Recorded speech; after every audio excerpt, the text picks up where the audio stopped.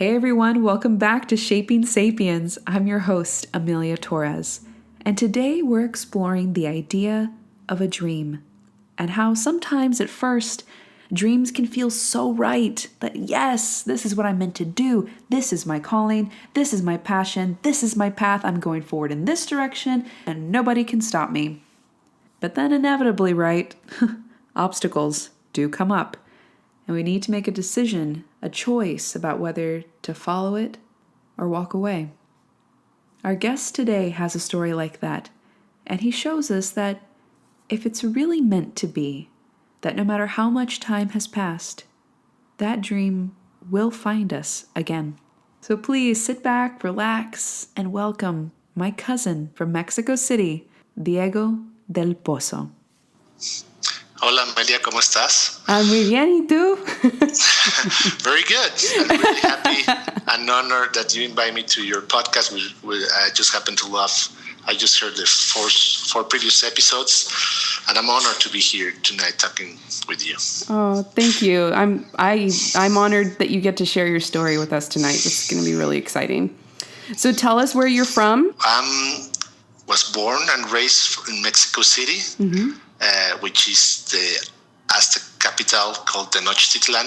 It's a very extremely complicated, chaotic, but also beautiful city that you happen to know. And I was raised there. I lived there for 30 years until I moved to New York City for 2 years. I lived in Manhattan for a couple of years, then came back, get married, then I moved to Monterrey City, which is a lovely city in the north of Mexico. And I came back to Mexico City, and I'm here talking to you. I've been in a lot of places in the last years, but basically that's where I'm from. Awesome. So I know why you're here. I know your story. I know that once upon a time you had dreams of becoming a heavy metal rock god. And things kind of changed along the way. But let's start with where that love of heavy metal came from. Okay.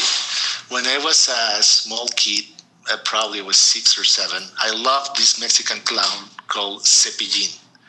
And he has a cool makeup, and I just love him.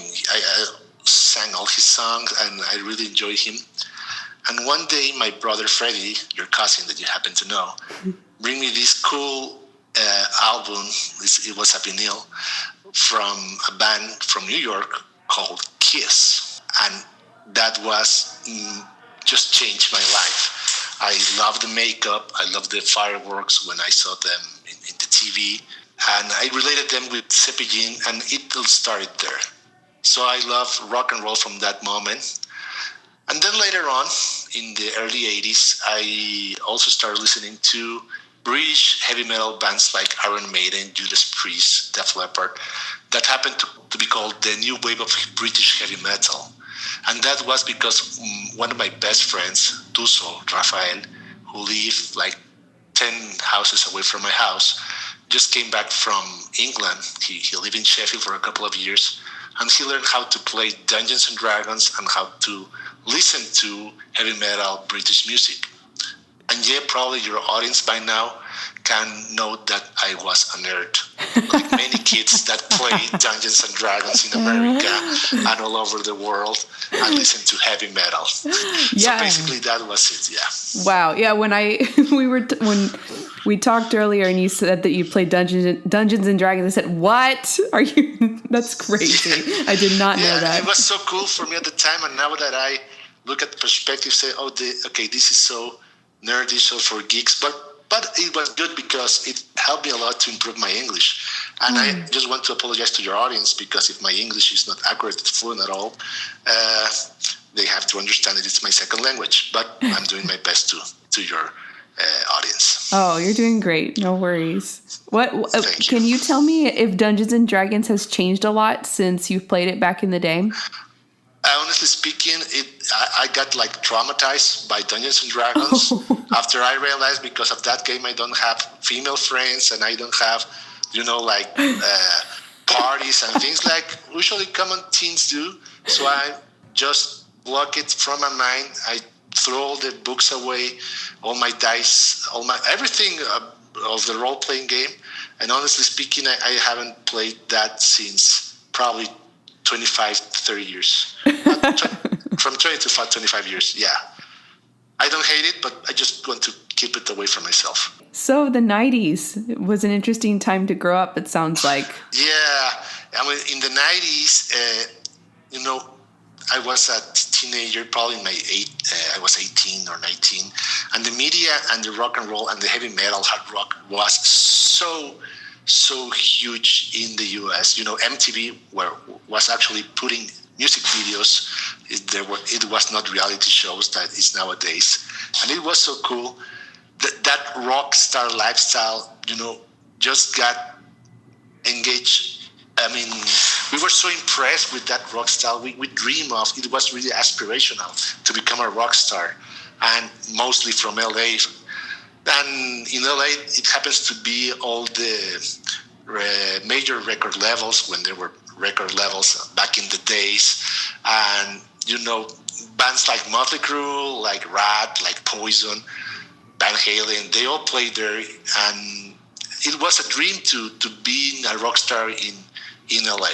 So I decided that was going to be my life goal back in the days in the 90s, to become a rock star from the LA scene. And that you ride a motorcycle and drink Jack Daniels and push a TV into a pool in a hotel and get rupees. And that for us, for teenagers in Mexico and I think all over the world, it was what we really want to become. We don't want to be musicians at all. Musician is a profession. Rock stars is a different story. But back in the days, that was what really I wanted to do. And you remember, I have long hair. Yeah. And I don't have tattoos because it was very difficult living at my parents' home. But I loved that lifestyle. And I have my band back in the days. It was a garage band, I will say. A garage band? Rock, yeah. And we really enjoy it. And we really enjoy it. It was a great time for me, the 90s, the early 90s, and that rock and roll scene back in the days when LA was the capital of the rock world. Oh, gosh. It's so interesting. It's funny for me to remember you with really long hair, because now do not have long hair. Would you want to have long hair again, or no? I would love to have long hair, but I know that if I just let my hair grow again, I will look like a friar from the Inquisition back in the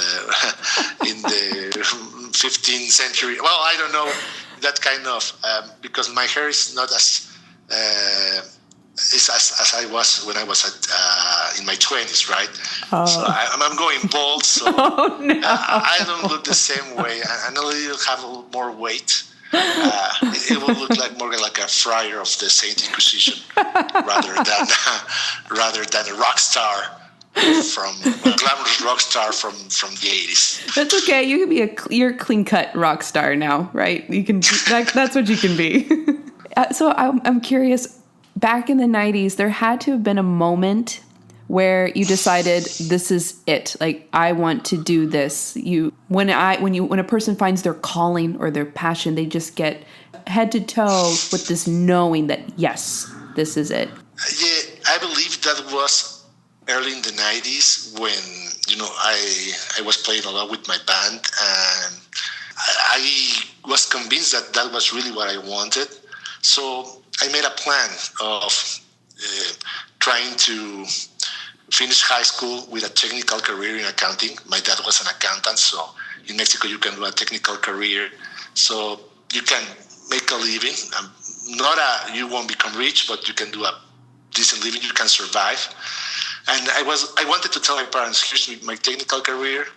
I have money that I have from working in a nightclub that was from my parents. It's called Pachanga. Mm-hmm. And I have money also from working at my dad's firm. And I start saving money to go to LA to a school called the Musicians Institute, who has a faculty of Guitar Institute of Technology. And that was my dream, to go there and become a rock star, because it was really a school that they teach you how to be a rock star. So I put everything that was in me just to pursue dream and someday become a rock star and come back to Mexico and fight to have a band, a Mexican band that plays heavy metal and become famous and have all the glamorous life that it has, and obviously all the energy and all the media and all the things that came along with being a rock star. So for you, it sounds like the lifestyle, that was your dream, really, really. Absolutely. And you can listen how I speak English. It was like interviewing a rock star with a lot of F words, a lot of, oh my God. This bad attitude guy, and that they, they're the bad guys. And I just love that. I really want that at that point in time in my life. It was my dream. And I don't feel ashamed to do that. I have a new perspective now, but it was really cool. And for so many people, it was really, really cool. The rock star attitude that was around that back in the days. That's so cool. I have this memory when I was 15 and I came to visit you in Mexico City. I forget where we were, but you were telling me about your dream of being a rock star. And at that point, I think you had just gotten a job working for Ernst & Young, maybe as an auditor. Correct. Yeah. Yes. And I remember you telling me, or I just asking you, like, well, why didn't you go after, why aren't you a rock star or whatever? And you said, well, you just have to grow up sometimes. You just have to learn that things are, dreams are okay, but sometimes you have to get serious.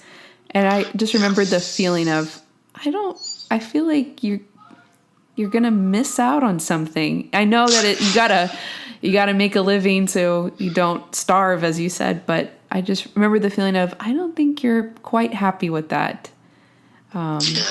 Yeah. It's not easy to give up in your dreams, Amalia. You know that. Yeah.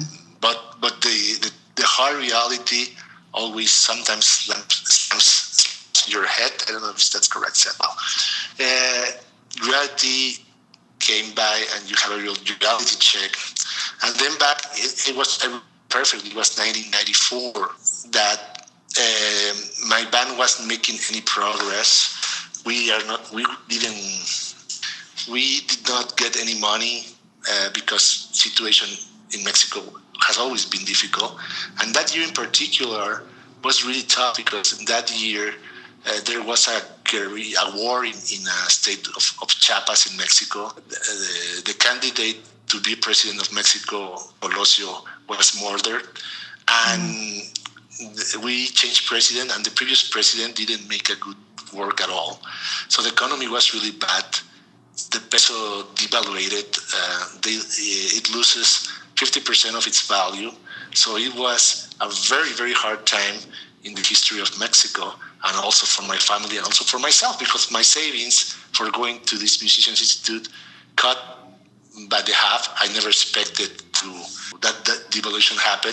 So I didn't went to this music institute. My band just vanished. And the music scene in Mexico, especially the rock scene, was dying. It was underground, and it was so difficult. There was a lot of frustration around. There were no venues to play.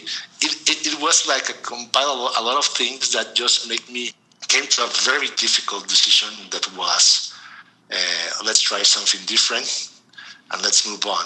At the same time, to be honest, my parents bought us this nightclub in Valle de Bravo, a really small bar, but it was something to keep us away from the rock style life that they didn't like at all, because it can be dangerous, and probably is, and because there was so much temptations, for living excess lives and drugs and things like that. They just keep us away with this nightclub. And because I studied accounting, I realized that I really enjoy doing the accounting and the bookkeeping from that club. And then I realized that I was really good on that, and I can work on that. And that was a huge experience. So I decided, okay, let's try out accountancy. So with my savings, I entered in a medium-sized university in Mexico to study accounting. And that I really enjoy it and I excel really fast. I was, after 4 years, I was in Deloitte, then in Ernst & Young, and I get transferred to New York City for a couple of years. Then I came back. I found my girlfriend, now my wife there, and then we get married, and then we moved to Monterrey 3 years, and it was really, really a good experience. But in 1994, I just hung up the guitar and my dreams to become a rock star. Wow. And over these years, the whole time you became serious, right? And you were a serious accountant. How often would you think about your dream? I never think about my dream at all. Well, I just think about my dream when I listen to rock music, because I never stopped listening to rock music.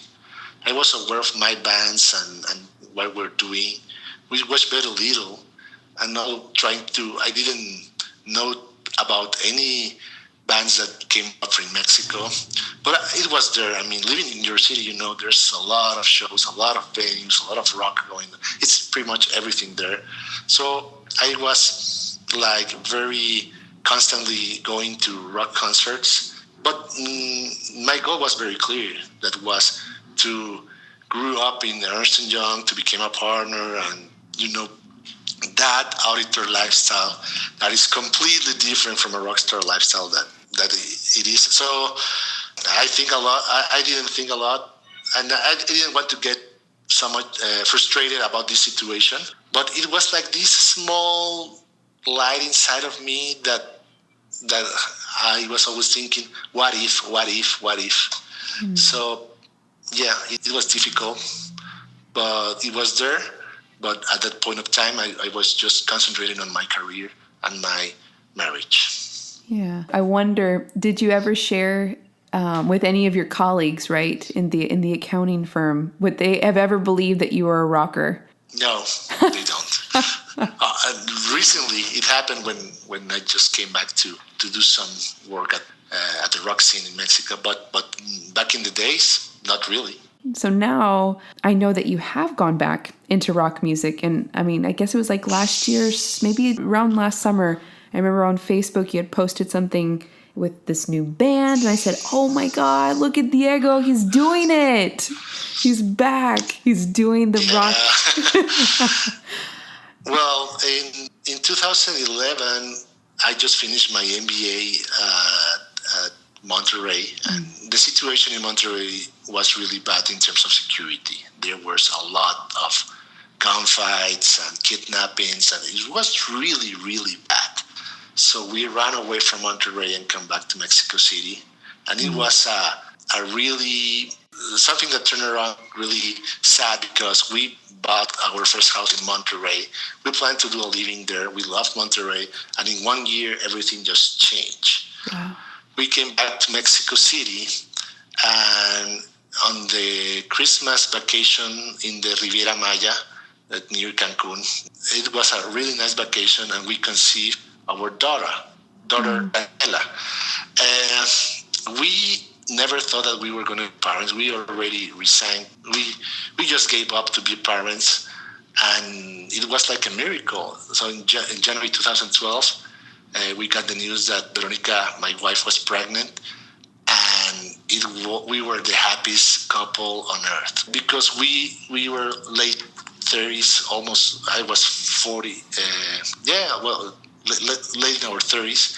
It's hard to have a baby when you start to grow up. Mm-hmm. And working as an auditor, you can work like 15 hours a day from Monday to Sunday. It's crazy. Living like an auditor is really crazy. But there were very nice, hopeful 5 months of pregnancy of Veronica, and then my wife got sick, and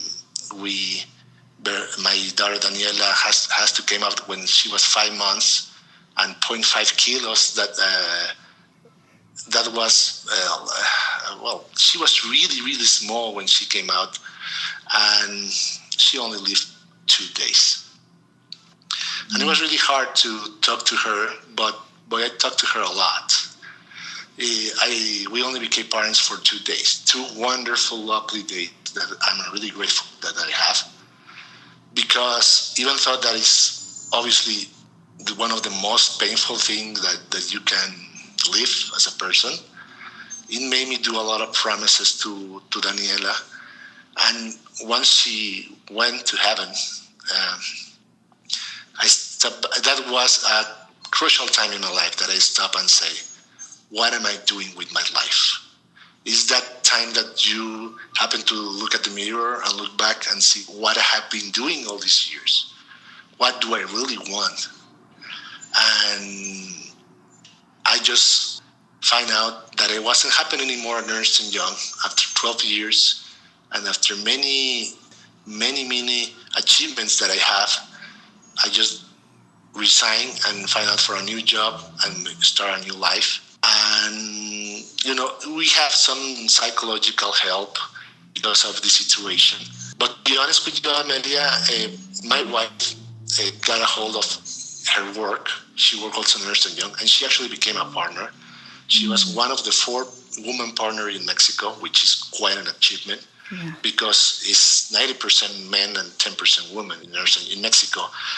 We have this cultural thing that needs to get improved in terms of women getting to those leadership positions. Uh-huh. And Veronica made it. It was a very strong effort, and I hold into the rock and roll music. I remember one day, it was International Day of Rock, July 13th, and I found in a case my old guitar, and I just give it to one friend who fixed it and start playing. And I know that I could still play, that I really enjoy it. And I made that crucial question in my life, why not? So at that point of time, I start playing again. I call my friends from the band. We just jam around. But, Amelia, it's not to be a rock star in terms of being famous, of being a millionaire, or have all this media attention and all this. It's just do what you really want to do, and it in a different way.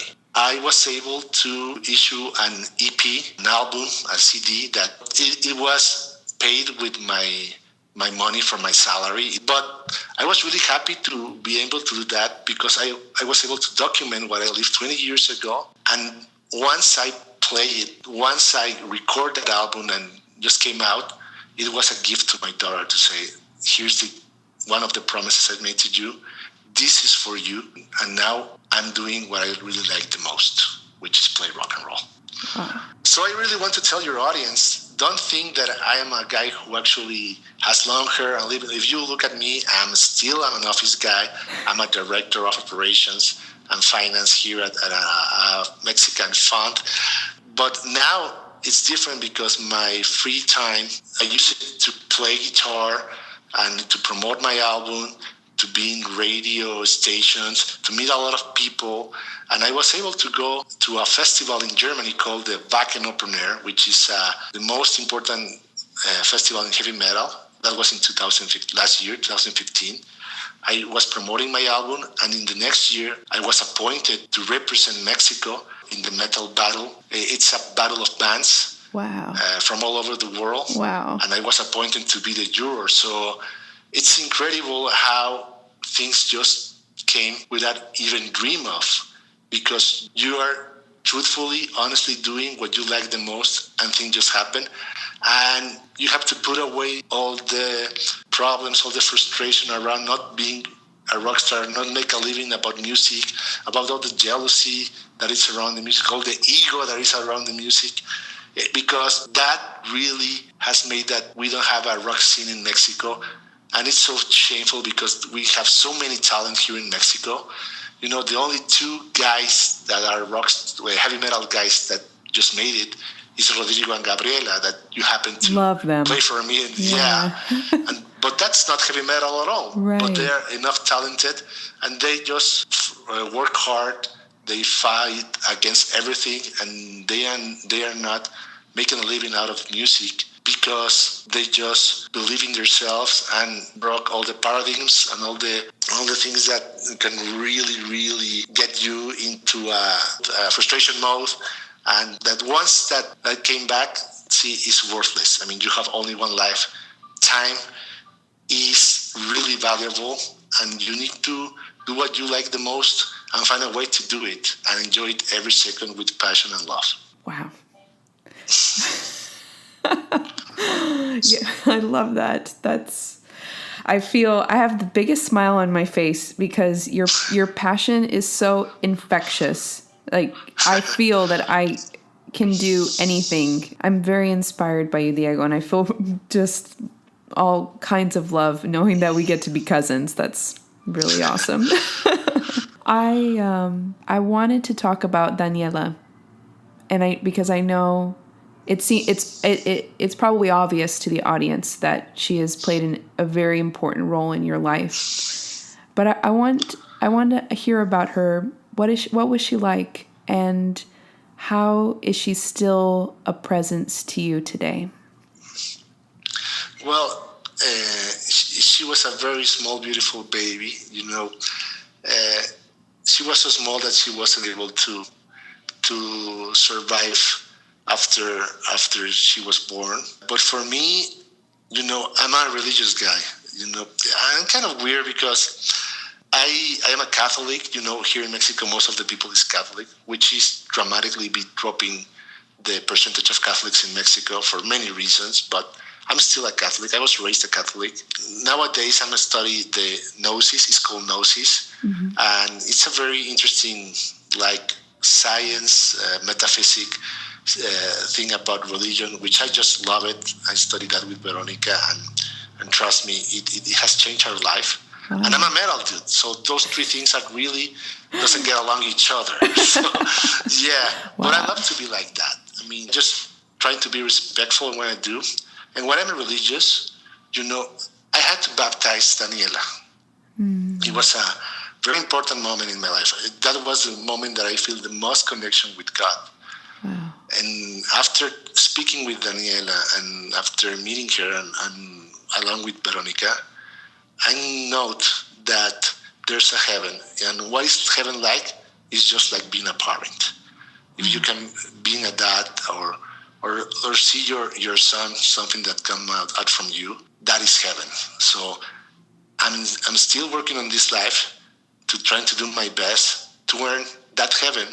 And I still have the belief and the hope that I will meet her again. I believe so. I definitely do.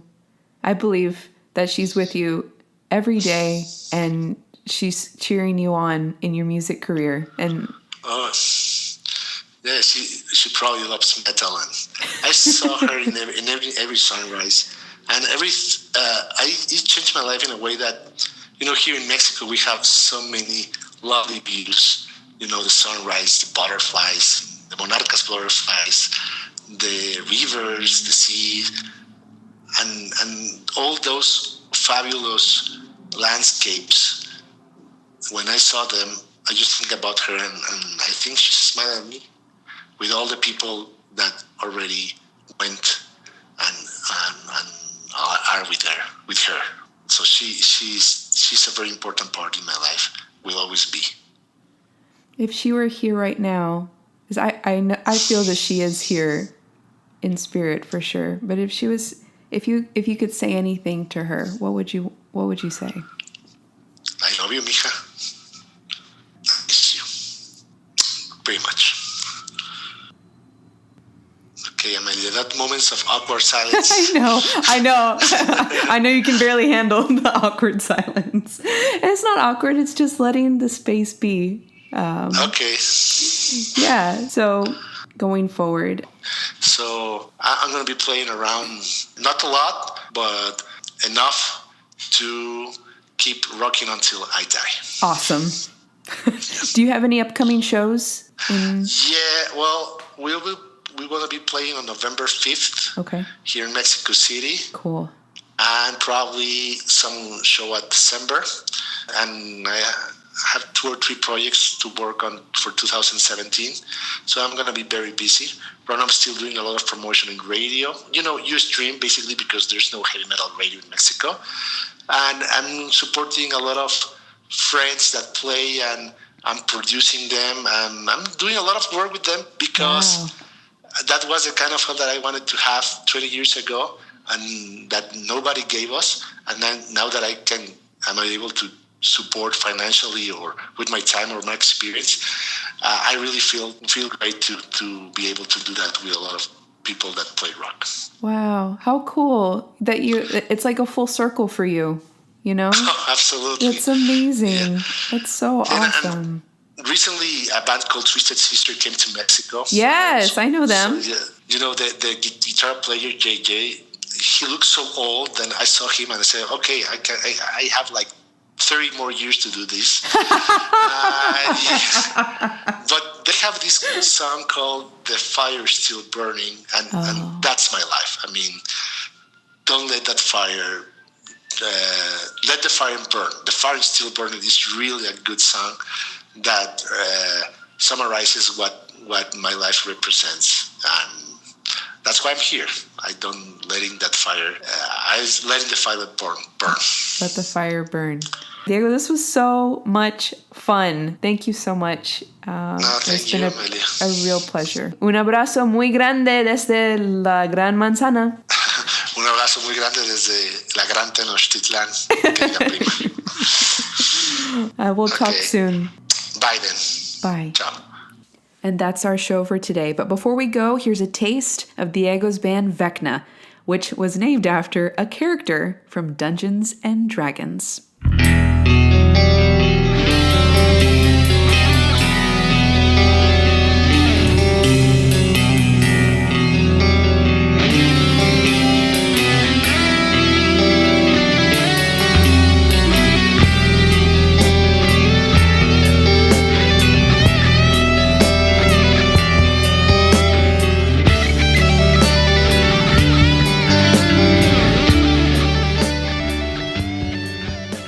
If you want to find out more about Diego and his band Vecna, you can find them and like them on Facebook at Vecna, VECNA-metal band.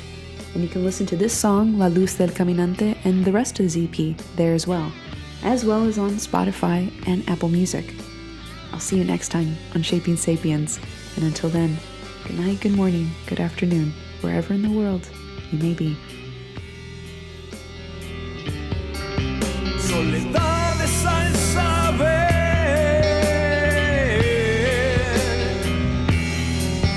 de un vacío asfixiante, incertidumbre llena, injusticia en todas partes.